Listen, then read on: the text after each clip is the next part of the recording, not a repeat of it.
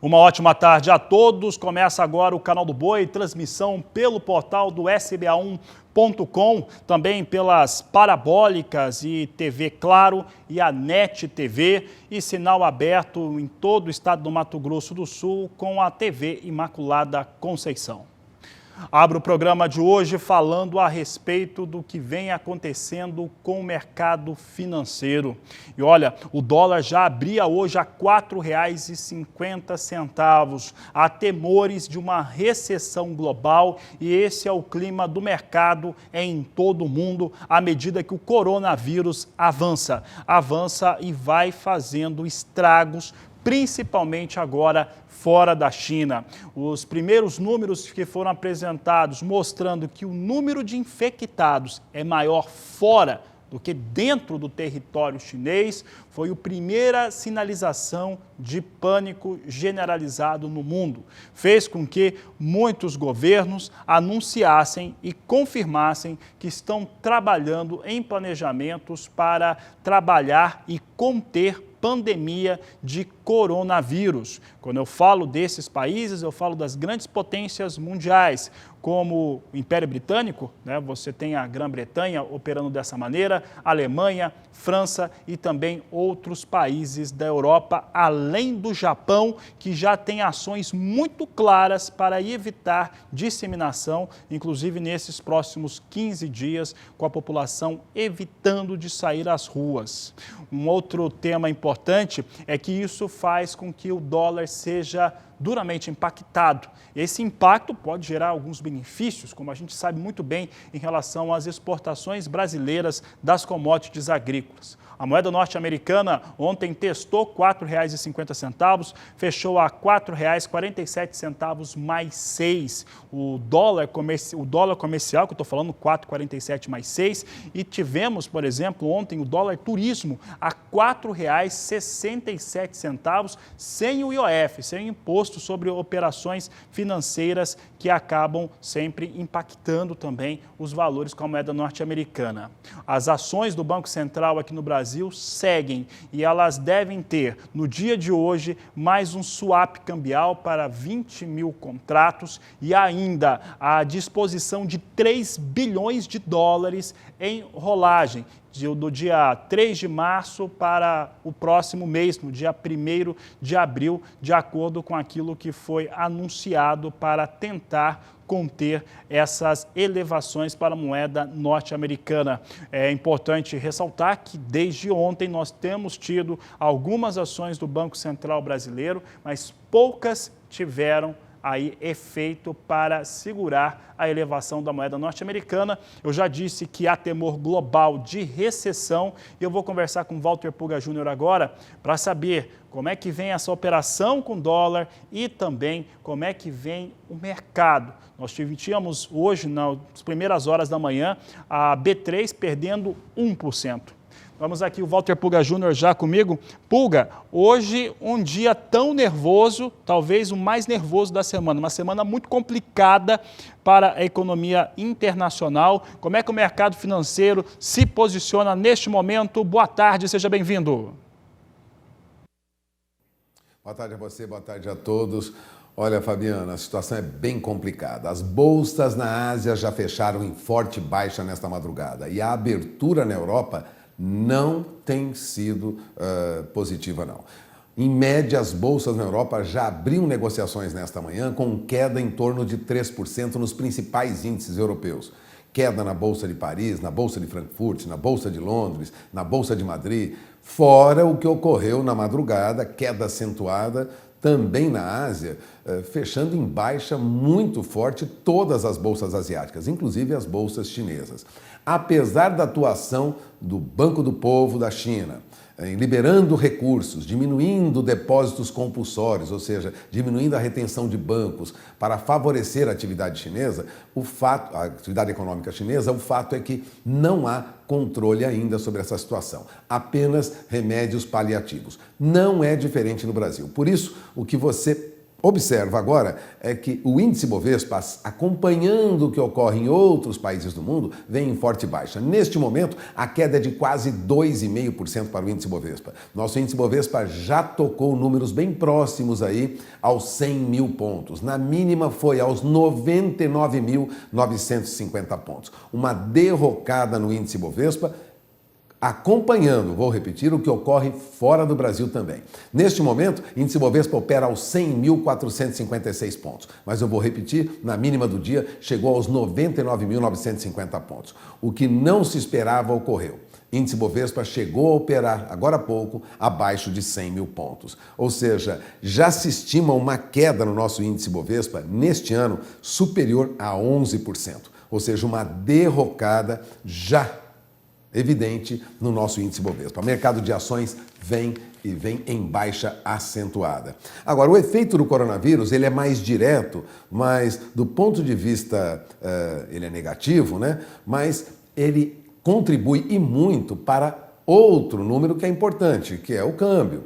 O câmbio bateu, já superou R$ 4,50 hoje. Aliás, na máxima do dia foi a 4,50 mais 60. Não chegou a 4,51, mas não seria surpresa se isso ocorresse ainda hoje. O Banco Central atua, faz operações no mercado, tentando controlar uma alta acentuada, mas já se admite que o dólar vai se fortalecer frente ao real, assim como ocorre com outras moedas do mundo. Agora, o efeito do coronavírus ele é mesmo negativo sobre a economia, enquanto a recente escalada do dólar frente ao real tem implicações para os dois lados, né? É o que lembrava o secretário especial da Fazenda do Ministério da Economia, o Valderi Rodrigues.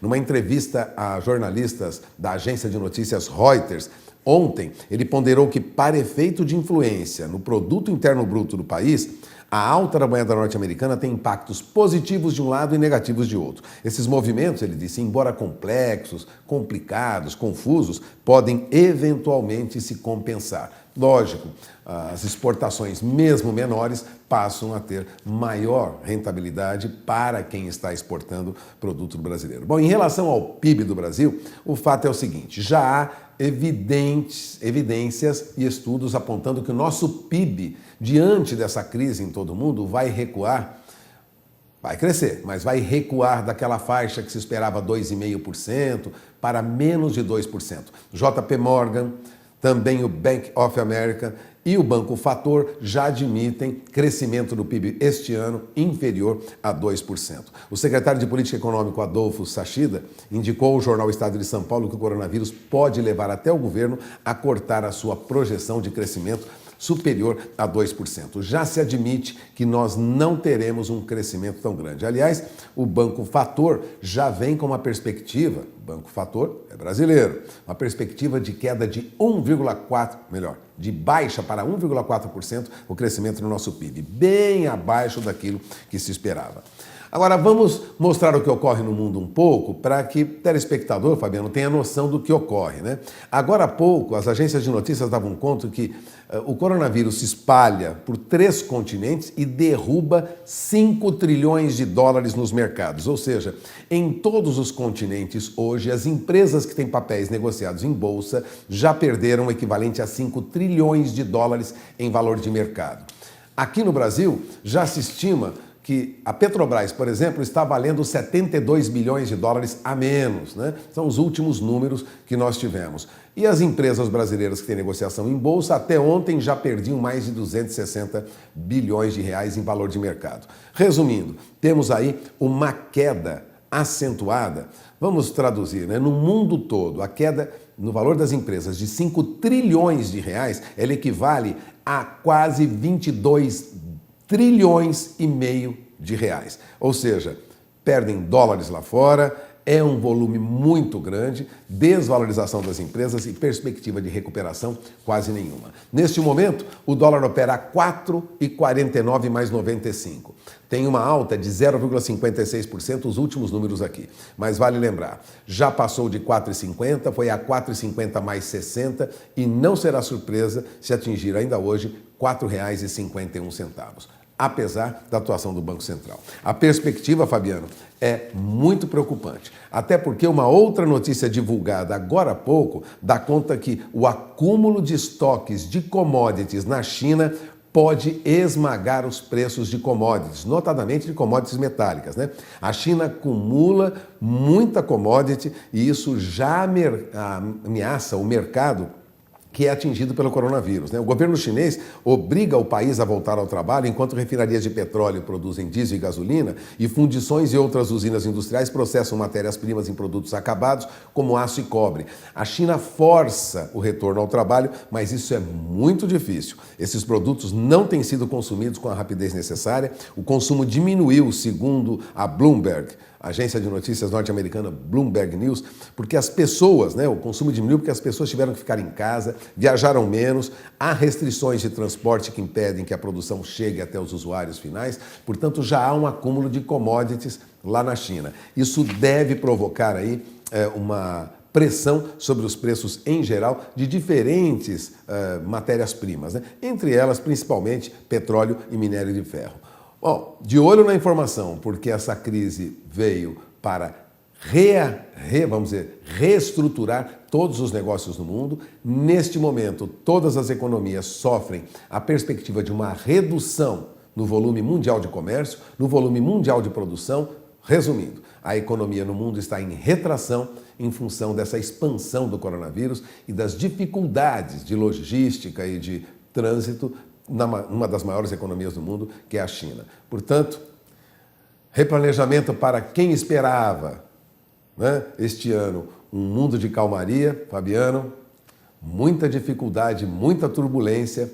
É melhor repensar daqui para frente todos os planos que foram feitos no final do ano passado. É com você.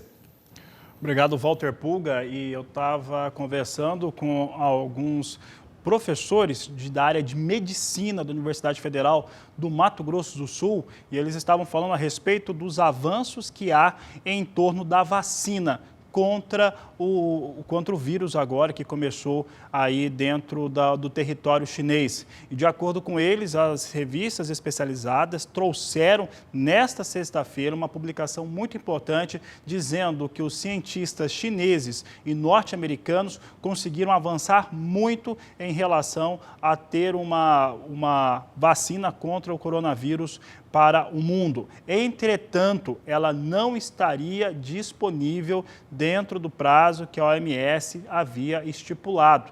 Ela estaria disponível em uma escala um pouco melhor a partir de março do ano que vem. Em janeiro do próximo ano, ela já estaria disponível no mercado, mas não em grande escala, em escala mundial, algo que traz aí mais preocupação, mais peso sobre o mercado.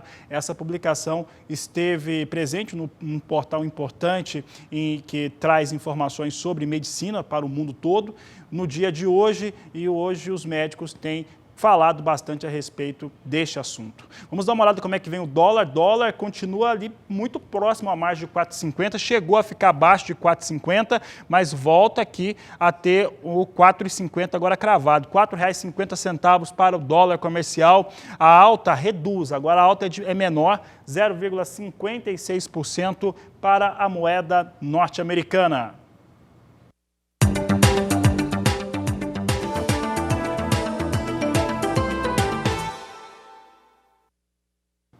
Vamos mudar de assunto um pouco agora, vamos falar de soja. Falar de soja sempre vai ter a questão do coronavírus sendo um influente por conta do mercado, mas vou falar da questão do fator técnico agora no estado do Rio Grande do Sul. Por lá, a colheita atingiu 2%. O Rio Grande do Sul é um estado que passa fortes dificuldades climáticas nessa campanha atual, mostrando aí uma situação um pouco mais difícil por conta do estresse hídrico que áreas de cultivo, sim, tiveram. Vamos dar uma olhada como é que vem o desenvolvimento das lavouras no estado do Rio Grande do Sul. Nós temos aqui números em relação ao que vem sendo colocado, está em 2% a colheita. Vou pedir para o pessoal aí da área de caracteres corrigir, está em 2% a colheita para a soja no estado do Rio Grande do Sul. Nós trazemos agora os números para o que vem acontecendo por lá, se puder colocar na tela. Floração 19%, 59% está em fase de enchimento e 16% no estágio de maturação. Aqui o estágio de enchimento e de maturação são aqueles que mais trazem preocupação neste momento para a produção no Rio Grande do Sul, porque ele é automaticamente impactado por conta do problema de seca, de falta de chuvas em algumas áreas do estado.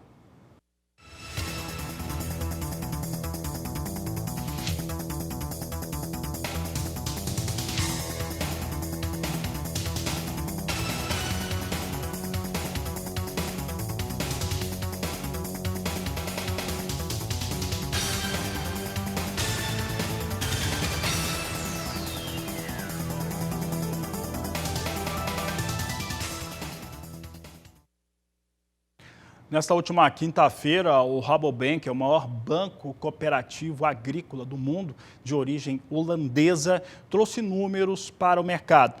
Nessa última quinta-feira eu falava a respeito do complexo carnes, hoje eu trago em destaque o complexo soja.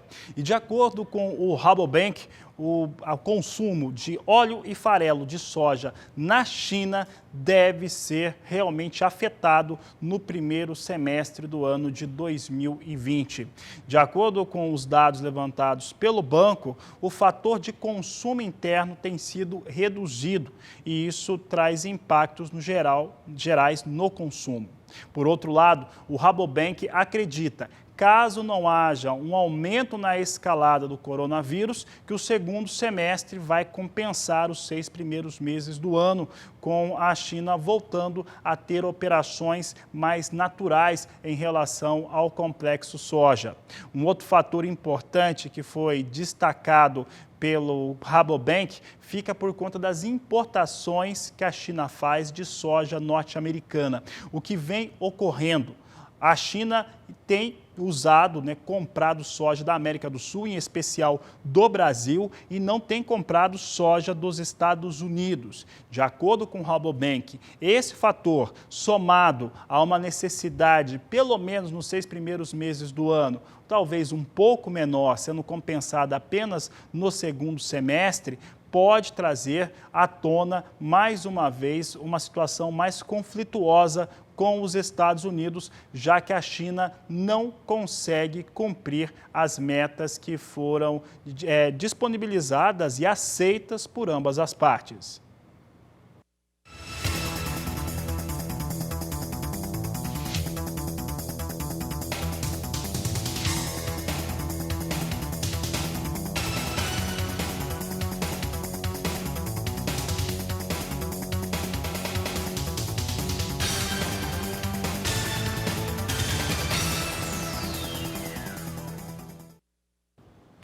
E a Bolsa de Cereais de Buenos Aires, como tradicionalmente faz, divulgou os seus números de atualização semanal na tarde desta última quinta-feira. E de acordo com o órgão da Argentina, agora a previsão de produção lá no país vizinho eleva-se. Entre uma semana e outra, sai de 53 milhões de toneladas para 54 milhões e 500 mil toneladas de soja na Argentina. Vamos dar uma olhada agora nos números da Bolsa. Bolsa de Cereais de Buenos Aires é um dos órgãos mais importantes do cenário agro do país vizinho. Trazia no dia 21 de fevereiro uma estimativa de 53 milhões de toneladas de produção. Agora eleva para 54 milhões e meio. Conforme a Bolsa, 68,5% dos 17 milhões e 400 mil hectares cultivados com soja transitam em etapas críticas para a definição de rendimento sob a condição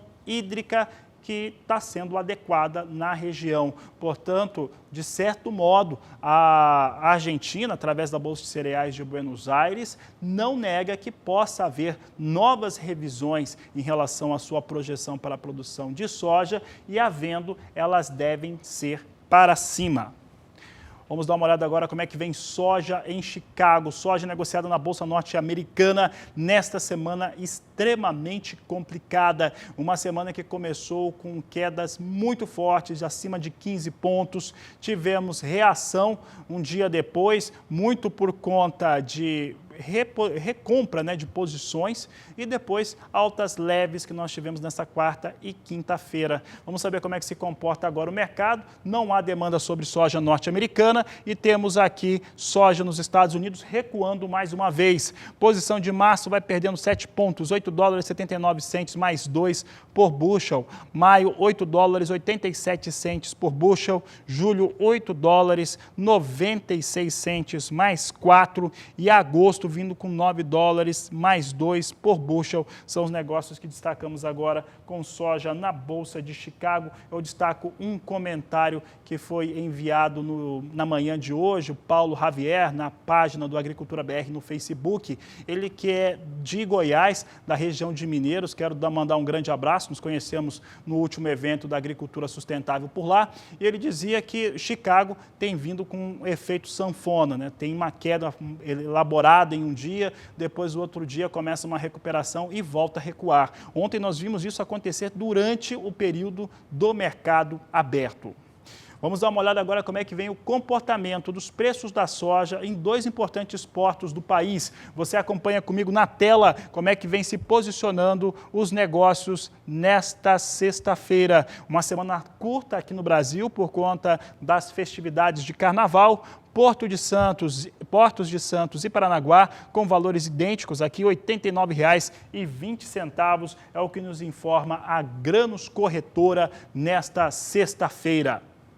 E o Agricultura BR vai para o intervalo comercial. Daqui a pouco o assunto por aqui é o mercado do milho. Vou falar também da raça Tabapuã e uma semana muito especial que vai ocorrer no próximo mês aqui no Canal do Boi. Vou para o intervalo e volto já.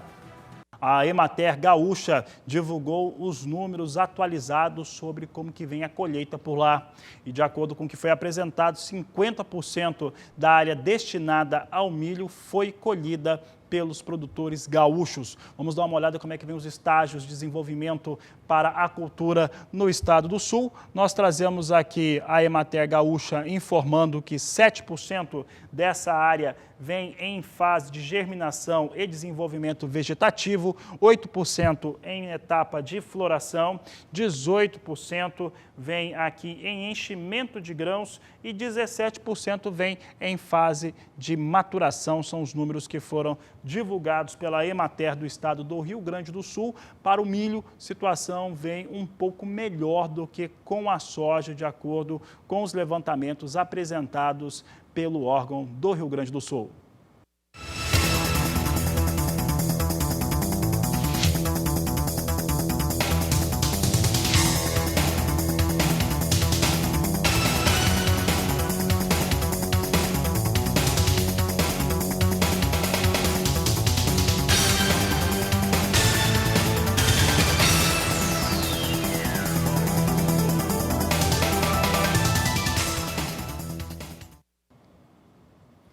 Nesta última quinta-feira, a Conab, a Companhia Nacional de Abastecimento, leiloou 50 mil toneladas de milho dos estoques públicos que estavam no estado do Mato Grosso, em municípios como Sorriso, Itapurá, Ipiranga do Norte, entre outros. Você vai ver agora como é que foi a comercialização do milho, porque houve ágio na venda do milho mato-grossense, saída de estoque público. Milho vem com preço alto mesmo em leilão público, é o que a Agricultura BR tem destacado durante já diversos meses. Você tem aqui comigo o que vem acontecendo, ou o que aconteceu no arremate de leilão de estoque público da Conab. Você vê aqui que Sorriso foi a praça que teve o maior ágio. O preço de abertura lá em Sorriso, ele abriu o preço com R$ 33,77, mas teve um ágio de 13,98%, portanto, foi arrematado a R$ 38,49 a saca. O segundo maior ágio foi do milho que estava estocado em Itapurá, Guaraná. Ele saiu por R$ 37,79, mas o seu valor de abertura foi de R$ 33,98, portanto uma alta de 11,1%. Estão aí os dados que foram apresentados pela Conab no seu leilão de estoque público. 50 mil toneladas foram comercializadas e foram comercializadas com ágio, numa média aí de 10% de ágio no preço de abertura. Preço do milho em alta em todo o Brasil.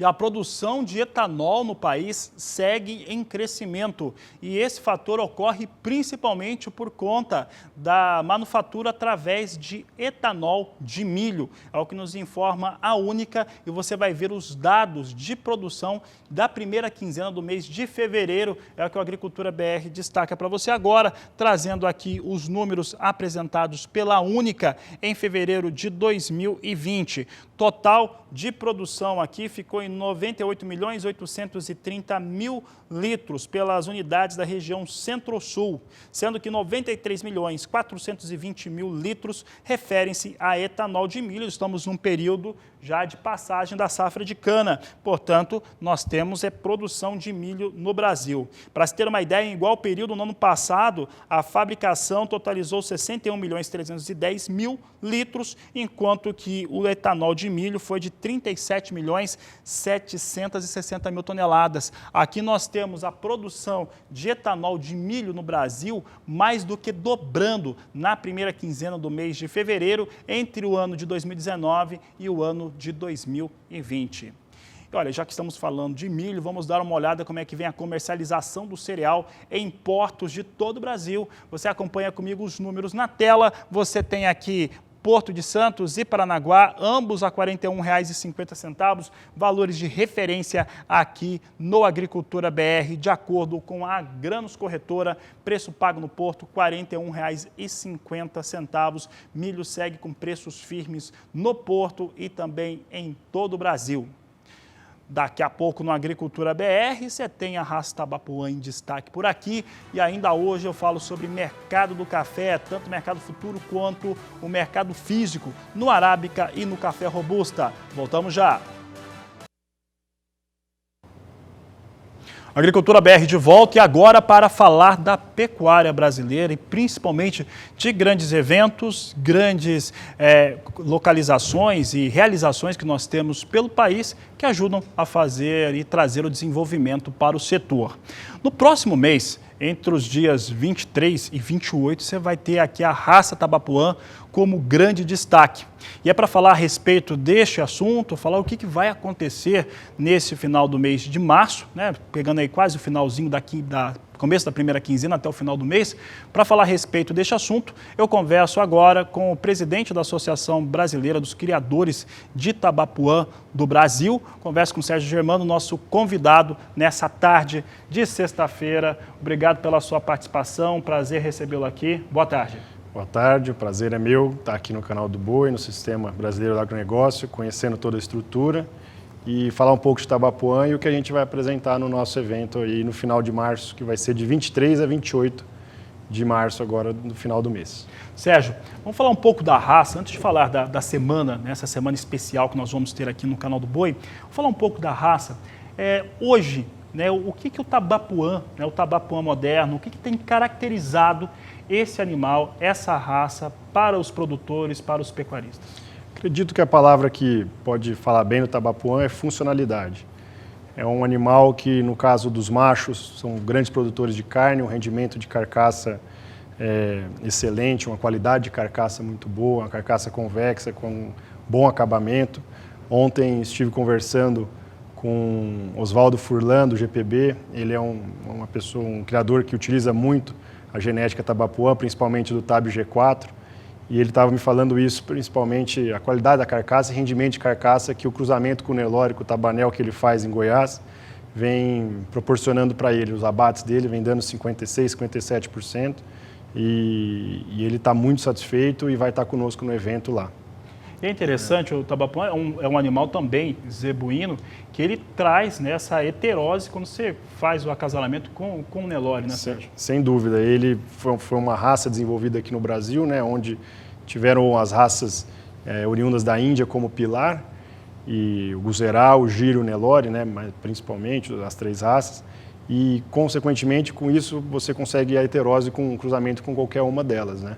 Então temos vários exemplos de pessoas que usaram tabapuã com o Guzerá, com o Giro e com o Nelore, entre outras raças, e dando excelentes resultados.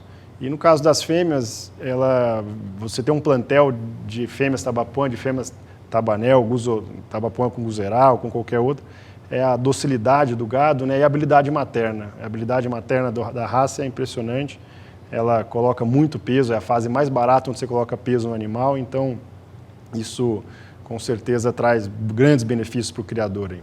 Em relação ao temperamento do animal, você falou a respeito dessa capacidade materna, em relação a temperamento de converter alimento em peso, como é que é o comportamento do tabapuã? O tabapuã é extremamente dócil, é um animal calmo, essas imagens que estão aparecendo na TV foram feitas semana passada. Esses animais a gente não tem ninguém muito em volta, eles estão ali tranquilos, parados, e sem muita, não estão assustados, lógico que estão num preparo para o leilão, são animais que que já ficam mais condicionados, né, à presença humana, mas são animais extremamente tranquilos, o fato do caráter mocho e dele mochar quase 100% das suas crias, seja as mães Guzerá ou as mães Cindy, Nelore, o que for, são animais aspados, ele tem a capacidade de mochar, o que hoje é muito importante. Cada vez mais estamos reduzindo as áreas, trabalhando em áreas menores, com maior quantidade de animais, e isso não causa lesão, não causa ferimento animal, e até para o trabalhador também é uma segurança maior, né? Tá certo. Bom, e no final do mês de março, entre os dias 23 e 28, nós temos uma semana muito especial aqui.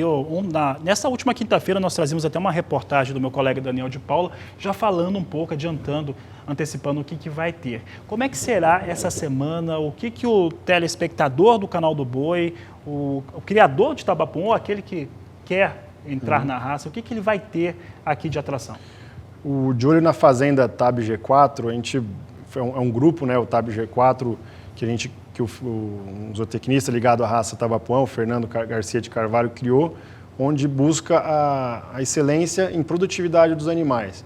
Animais que vão produzir mais e menos. Então, toda a safra das 3 fazendas são avaliados por ultrassom de carcaça, todos os participantes por prova de ganho de peso.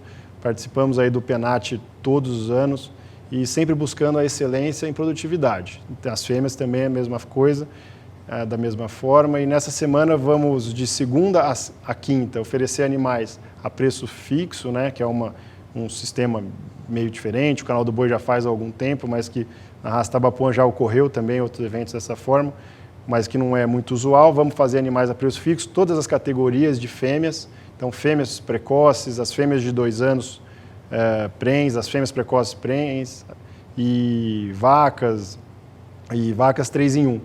E machos também, machos somente elite, superior em prova de ganho de peso, que é para mostrar realmente o trabalho que a gente faz, né? O trabalho da pecuária de ciclo curto, da pecuária produtiva, que realmente faz o negócio girar mais rápido, a pecuária girar mais rápido. Sérgio, esses animais que nós estamos vendo, eles vão estar disponibilizados, então, nesses dias, de segunda a quinta, a partir do dia 23? Segunda a sexta, a partir dos 23, e no sábado, na Fazenda Porto Seguro, para finalizar no dia 28, vamos ter um dia de campo pela manhã, um dia de campo com os grandes geneticistas aí, os papas que falam por todo o Brasil e mostram para a gente a importância de a gente ter um trabalho desse, um gado desse na fazenda, que é o José Aurélio Bergman, o José Bento Ferraz e o Yuri Farjala, que vão falar bastante do nosso trabalho.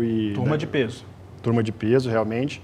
Então, quem tiver interessado em ouvir, entender e aprender mais sobre a raça tabapuã, que no dia 28 esteja na Fazenda Porto Seguro, em Nova Granada. E no período da tarde teremos um leilão, também com todas as categorias, com machos, fêmeas, para finalizar essa semana de olho na fazenda.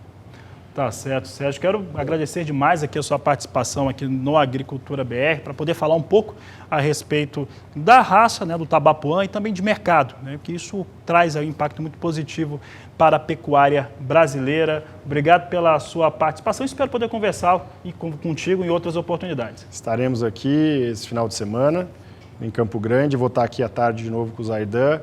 E queria aproveitar o momento e convidar o criador de Tabapuã, o criador que está interessado na raça, ou até mesmo quem quer conhecer mais, ou ouvir essas pessoas falarem, conhecer o trabalho do Tab G4, que nos procure, que entre os dias 23 e 28 vamos estar lá recebendo todo mundo em Nova Granada, que fica ao lado de São José do Rio Preto, fácil acesso, é só entrar em contato com a Central Leilões, com o Canal do Boi, que você vai ser direcionado para chegar lá na fazenda e conhecer a excelência da raça Tabapuã.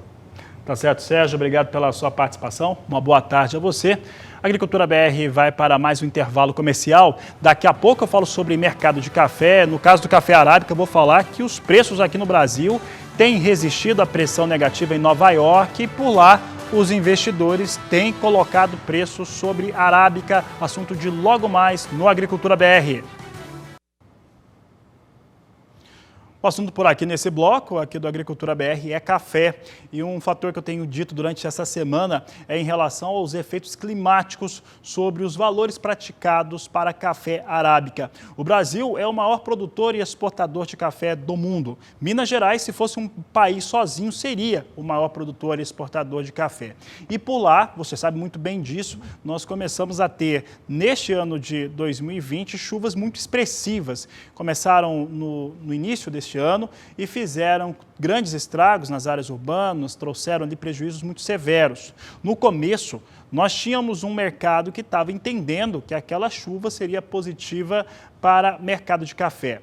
Posteriormente, se começa a perceber perdas um pouco mais expressivas em relação à qualidade de café e aí os negociadores em Nova York não conseguem manter aí uma pressão negativa com o café no Brasil. Tanto é que o café no Brasil, ele tem tido propostas melhores de compra, porque Nova York melhorou o preço pago, enquanto que o dólar, você viu o dólar agora há pouco, 4,50. Vamos dar uma olhada agora porque há ganhos reais para a comercialização de café do Brasil neste momento e o café arábica vai subindo, assim como o dólar. O dólar sobe e o café arábica sobe, então temos ganhos reais no dia de hoje, pelo segundo dia consecutivo.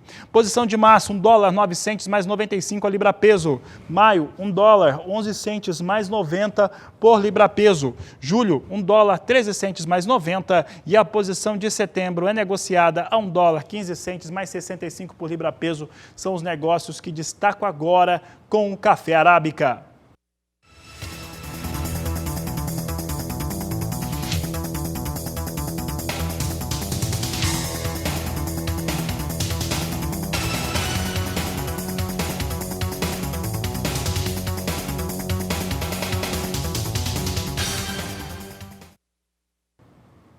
Vamos falar agora de café robusta, como vem o robusta negociado na Bolsa de Londres. O robusta vem sendo negociado com algumas quedas e mantendo valores que nas posições de mais curto prazo seguram os valores até baixo de $1.300 por tonelada. Acompanhe comigo agora as posições negociadas em Londres. Você tem a posição de março hoje perdendo 0,23% a $1.286 a tonelada. Maio, $1.307 a tonelada, estável. Estabilidade sem negócio em julho, $1.327 tonelada. Setembro, $1.344 são os números para café robusta na Bolsa de Londres.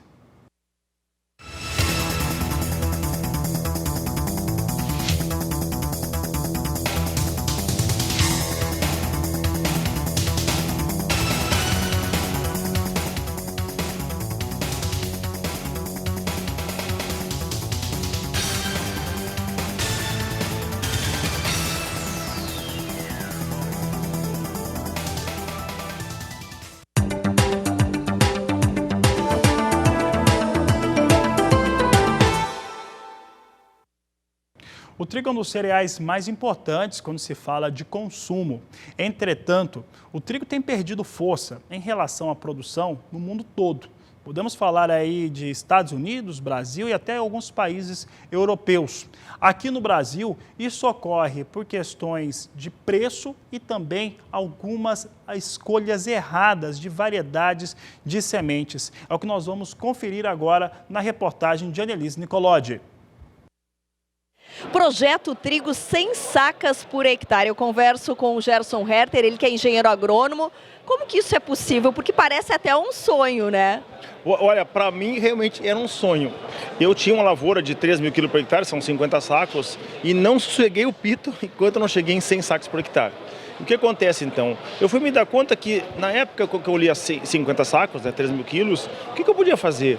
Eu podia ir aumentar a adubação, acabava a lavoura. Aumentar a população, mais semente, né, também acabava a lavoura. Que caminho a seguir? E eu fui me dar conta que os países onde o trigo é importante, como a Argentina, o sul da Argentina, e a França mesmo, que são carro-chefe, lá eles dependem totalmente do trigo, né? Eles fizeram a mesma mudança que o sojicultor fez aqui, sabe? Eu, quando tinha cabelo preto, eu plantava 40 grãos por metro, sementes por metro, né? E depois a gente está usando hoje 10 sementes por metro. O que fez a gente mudar? Não foi a pesquisa, foi o produtor indo atrás e pensando assim, puxa vida, anos secos, se eu planto com o solo espaçado, né, menos denso, né? As raízes ficam maiores, mais possantes, na seca vai suportar a seca.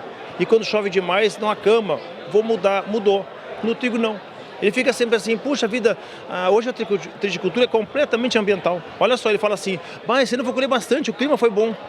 E eu pergunto, e tu? E o que tu fez para ficar bom ou ficar ruim? Não, eu só rezei, mas só um pouquinho. Deus não fez a gente ficar só rezando, nós temos que também tomar atitude, sabe? Então eu acho que a lavoura está faltando um pouco da mão do lavoureiro.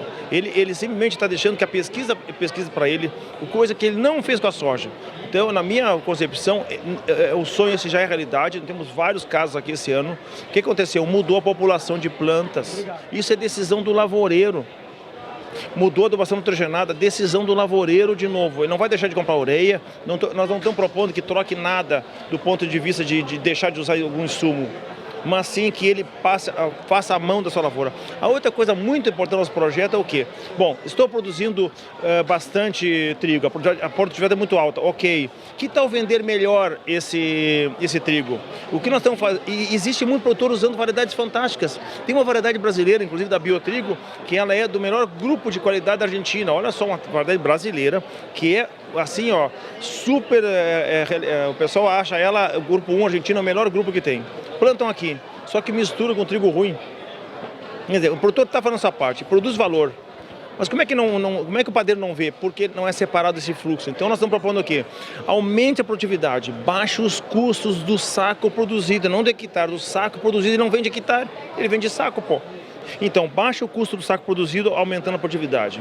Por outro lado, a Cevale, por exemplo, aqui onde nós estamos, ela vai fazer o quê? Ela vai separar esse fluxo de grãos, preservando a identidade dele. Agora sim, eu tomei uma atitude legal, eu produzo variedades boas, então tá, essas boas variedades, nós estamos preconizando duas variedades, o Atom e o Audace. O Atom é uma variedade que só nós podemos fazer a gestão de uso, né? Então ela está protegida, ela não vai no mercado sendo mal usada, não. A função da nossa empresa justamente é cuidar do uso dela. Bom, então ela vai do começo ao fim e a padaria também precisa. A padaria hoje está completamente comoditizada. Ela produz a mesma coisa, vai no supermercado é o mesmo pão, vai na padaria é o mesmo pão e o padeiro bravo porque não compra o pão dele, mas só um pouquinho, vai comprar o teu pão por quê?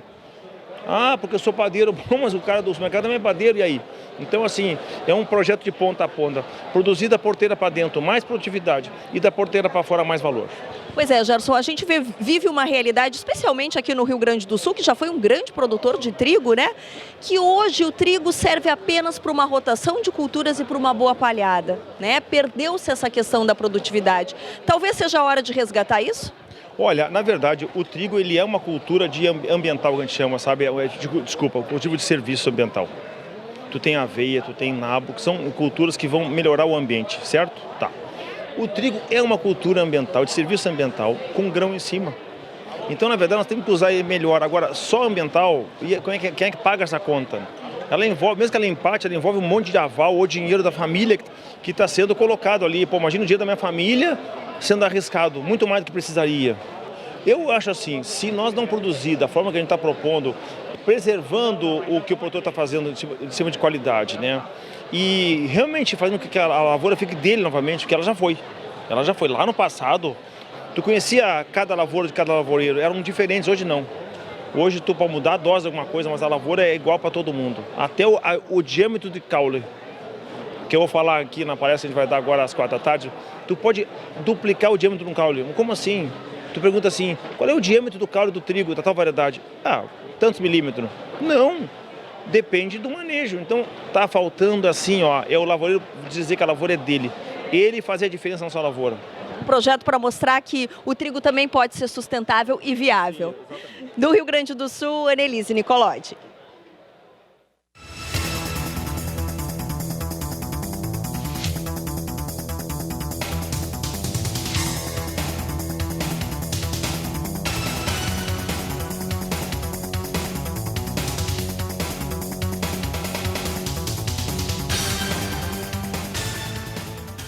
Olha, Lucas do Rio Verde é um importante polo de produção agrícola no estado do Mato Grosso.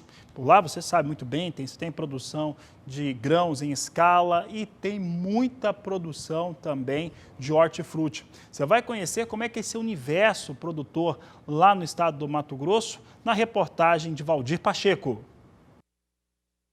O município de Lucas do Rio Verde, localizado a 364 quilômetros de Cuiabá, é oficialmente a capital da agroindústria por possuir um crescente complexo industrial no processamento e transformação de proteína animal, cereais e oleaginosa. Aqui nasceu em 2017 a primeira usina de etanol 100% à base de milho do Brasil, com capacidade de processar inicialmente 600 mil toneladas de milho e produzir 240 milhões de litros de etanol por ano, e ainda 180 mil toneladas de DDGS e 6 mil litros de óleo vegetal, gerando centenas de empregos diretos e indiretos. Em 2019, iniciou a fase de ampliação da unidade e construção de outras 2 usinas, sendo uma em Sorriso e outra em Campo Novo do Parecis, que devem entrar em operação ainda em 2020. A Secretaria de Agricultura e Meio Ambiente do município está finalizando o processo de mudança de endereço do horto municipal. Olha, nós tínhamos um horto lá na Avenida das Nações. A gente estava com uma área muito pequena, nós tínhamos 1/6 de hectare, estávamos espremidos ali naquela área, não conseguimos nem ampliar as estufas. Então, por determinação do prefeito, pediu para a gente arrumar um outro local, e um dos locais escolhidos foi esse, é uma área de 10 hectares, ela é uma área verde do industrial, e nós fizemos um projeto, encaminhei para a SEMA, e a SEMA nos autorizou a fazer o horto municipal dentro dessa área verde. Então a única coisa que pode ser feita dentro dessa área verde é o horto municipal. Então nós temos a garantia, as futuras gerações têm a garantia de que nos próximos anos nós teremos esses 10 hectares exclusivamente para horto. Não pode ser feito, eu quero fazer uma construção de tal coisa aqui. Não pode. Somente coisas relacionadas ao horto municipal. E assim nós estamos fazendo. Nós estamos já no finalmente das construções, nós devemos inaugurar possivelmente início do mês de março agora. Nós praticamente triplicamos o tamanho do horto já em termos de estufa, são estufas de 50 metros de comprimento, então nós teremos 2 estufas de 50 metros, mais uma outra que tem em torno de 30, mais 30 de largura. Temos o nosso poço artesiano devidamente outorgado pela SEMA, tudo dentro dos conformes. Boa parte do que tem construído é em sistema de container, também levando em consideração a questão da sustentabilidade. É daqui da estufa do horto florestal que sairão as mudas de hortaliças para as escolas utilizarem na merenda escolar. É daqui que vai sair toda a nossa produção, desde hortaliças, as mudas de hortaliças que vão para as escolas, através do nosso projeto, Cheiro Verde, que é uma parceria da Secretaria de Agricultura e Meio Ambiente com a Secretaria de Educação. Nós fornecemos as mudas, boa parte delas, para as escolas plantar. É daqui que saem todas as flores que vão para nossas ruas, avenidas, praças da cidade. Nós produzimos tudo aqui. E às vezes aquelas flores que a gente arranca velha lá da praça ou da avenida, a gente traz para cá, pica elas, faz muda novamente e planta. E daqui uns dias ela volta para a praça de novo. Então, tudo a gente reutiliza, tira muda, multiplica ela. Nós também produzimos as árvores nativas. Árvores nativas e também ornamentais. Tanto para o uso dentro da cidade, né, nas nossas ruas e avenidas, das nossas praças, e também para os agricultores que queiram recuperar suas áreas degradadas. Nós temos um projeto muito bacana dentro da Secretaria de Meio Ambiente, que é o projeto chamado Passivo Zero, onde nós estamos erradicando as áreas irregulares de APP.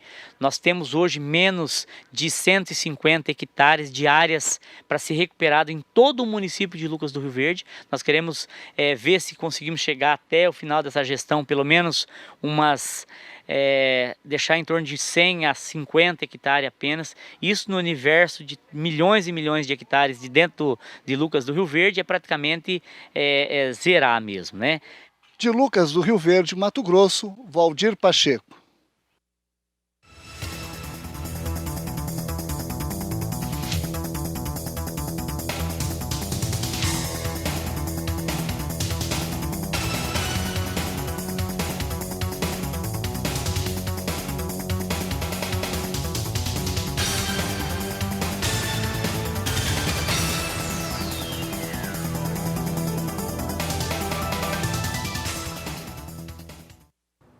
Chama sua atenção agora para o canal do Boi Fazendas, que sempre traz grandes oportunidades para você.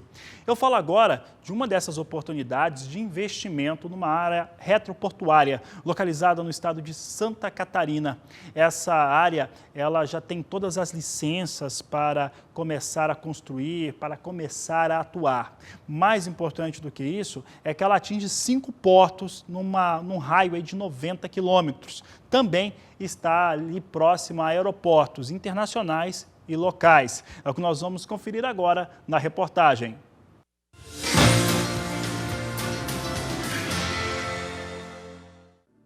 Esta é Garuva, município catarinense que faz divisa com o Paraná e está em plena expansão. Tem atraído o olhar de investidores. Eu estou na divisa do estado do Paraná com Santa Catarina. A 6 quilômetros desse ponto está o município conhecido como porta de entrada do estado, a cidade de Garuva, responsável por movimentar boa parte da economia, os trabalhos de agricultura e agora também com visão nas áreas retroportuárias. Próximo ao porto de Itapoá, apenas 30 quilômetros, onde a região tem ganhado grande movimentação e influência nas exportações.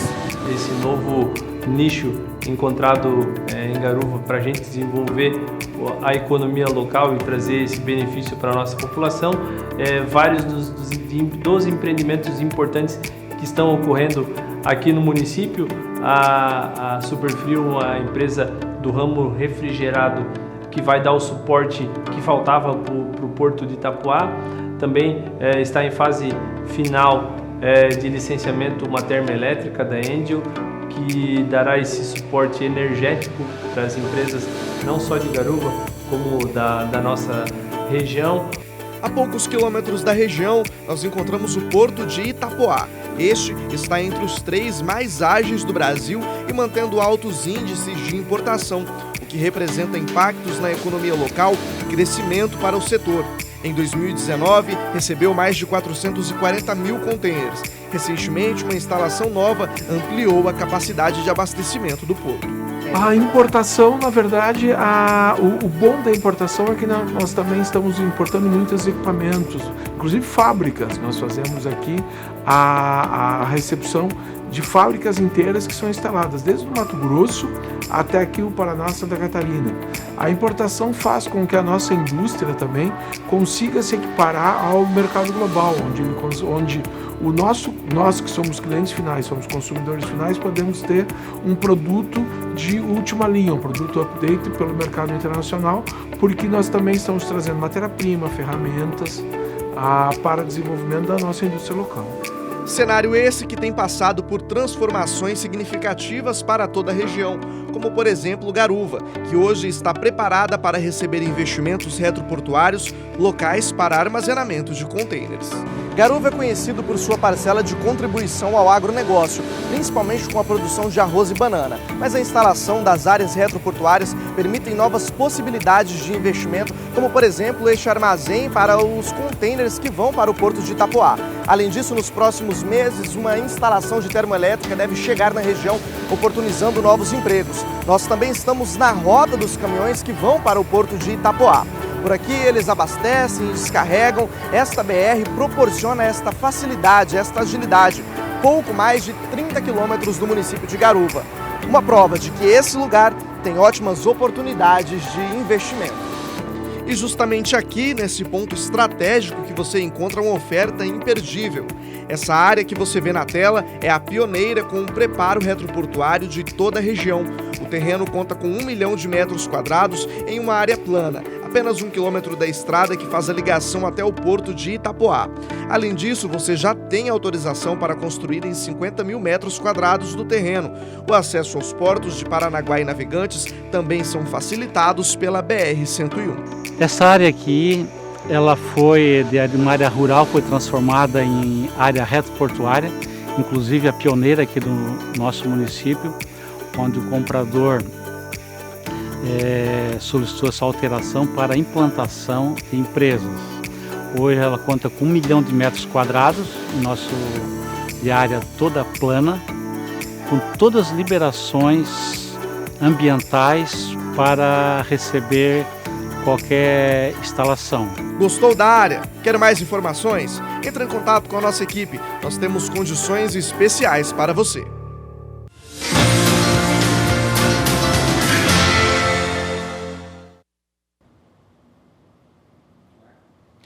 E o Agricultura BR vai para mais um rápido intervalo comercial. Daqui a pouco nós voltamos com as informações finais dessa edição. Vou falar de dólar, vou falar de soja e também mercado pecuário aqui no Brasil e a relação com os Estados Unidos. Você vai saber o que está acontecendo por aqui no país daqui a pouco, depois do intervalo.